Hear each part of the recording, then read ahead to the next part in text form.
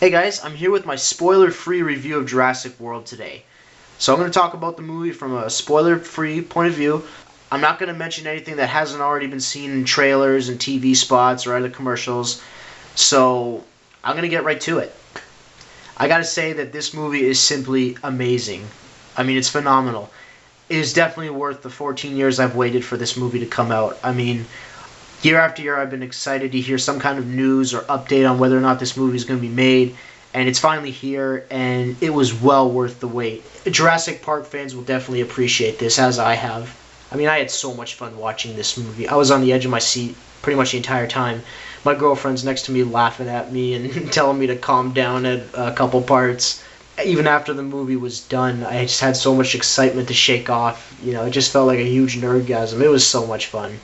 This movie actually, obviously it's better than Jurassic Park 3, and in my opinion, I think it's even better than The Lost World.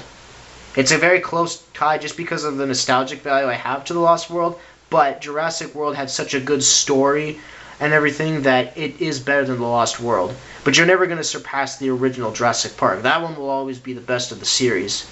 But Jurassic World comes in second for me, and then The Lost World, and then Jurassic Park 3. So just to kind of give you a recap of the plot, John Hammond's dream of a dinosaur park comes true with Jurassic World. Basically, the Mizrahi Corporation picks up and brings Jurassic World to life, basically. And when it happens, it's a success. People are coming in, people are really excited to see dinosaurs.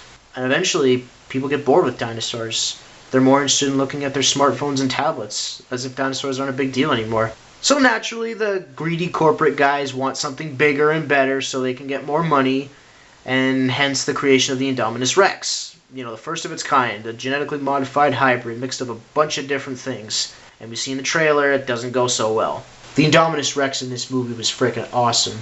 I mean, it was a brand new original idea.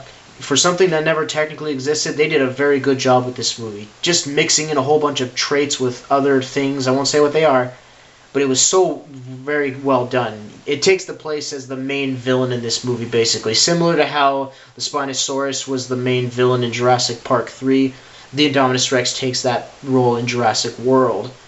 And the effects on the Indominus Rex were very cool. Just there's a lot of detail put into him with all the spikes protruding from his body and the Carnotaurus horns. It was just so well done. I mean, the Indominus Rex in this movie is a freaking beast. It's a monster.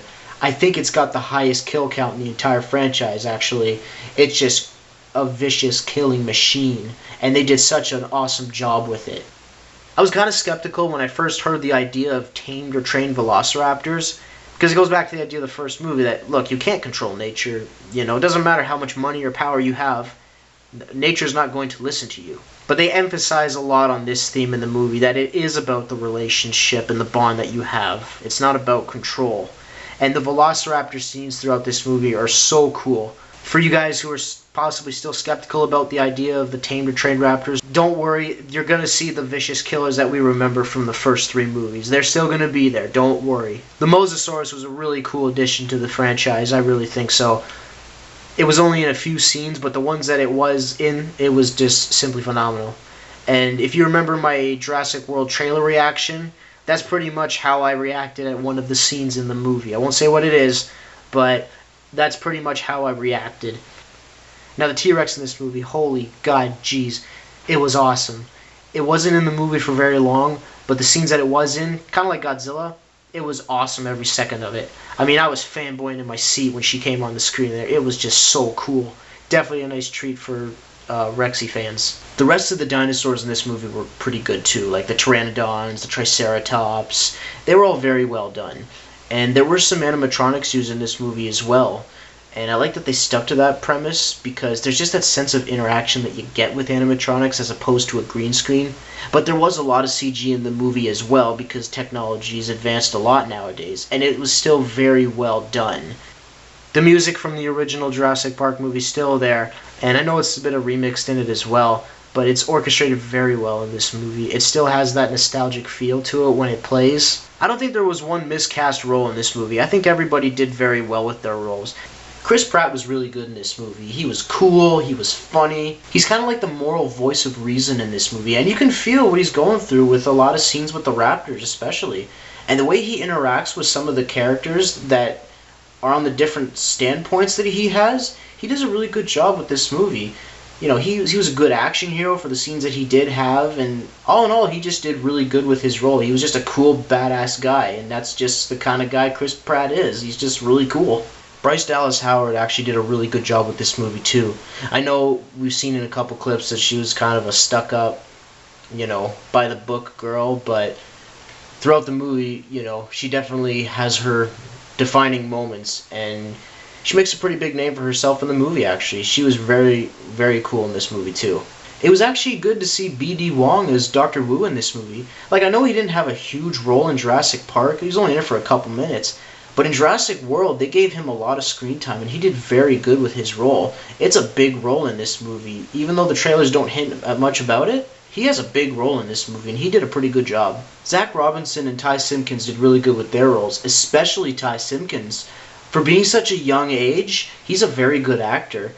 And I think that goes, for this movie, I think it goes along the lines of seeing the movie from a kid's point of view and reliving the feeling of seeing dinosaurs for the first time.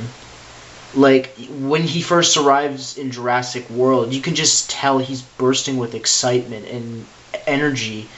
And it kind of reminded me of when I first saw Jurassic Park when I was a kid. I think I was 5 when I first saw it. I was just so excited. And that's how excited I was going into this movie.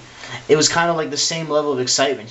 Gray was so excited to see Jurassic World just as much as I was excited to finally see this movie.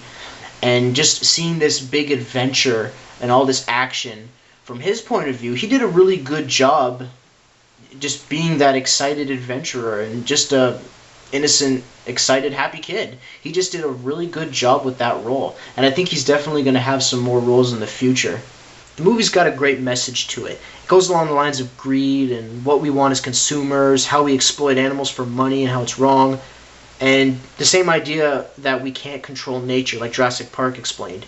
If Ian Malcolm was in this movie, I can hear him saying, before you even know what you have about this Indominus Rex, you patented it and packaged it. Same idea. It's got a good message to it, which I think is what made this movie really good as well. Just to wrap up, I definitely would recommend Jurassic World. It's definitely a great addition to the Jurassic Park franchise, better than JP3, better than The Lost World, but it's not quite as good as the classic original, but it definitely is a great movie. If you're a Jurassic Park fan especially, you will love this movie. It definitely pays homage to Jurassic Park in its respected ways, and it's able to stand on its own without relying solely on nostalgic value to make this a good movie. I think this movie could bring in a lot of new fans to the Jurassic Park franchise, especially kids. You know, we haven't had a lot of dinosaur movies within the past 10 years. Like, we've had King Kong, Land of the Lost, but nobody really talks about those movies anymore. And there hasn't been a Jurassic Park movie since 2001.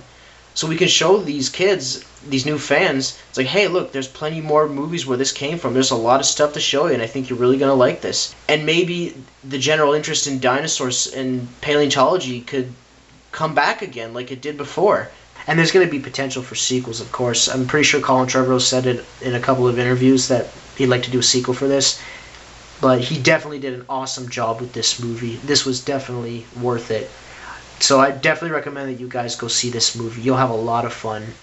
So that's my spoiler-free review of Jurassic World. I know I can't really say too much without giving it away. I really don't want to spoil you guys like this. But I will be giving a more in-depth, detailed discussion of this movie with spoilers, so watch at your own risk, okay? Thank you guys for watching this video. If you can like it, comment below, let me know your thoughts on it. If you can subscribe, that'd be great too. Thanks for watching, and I'll see you guys next video.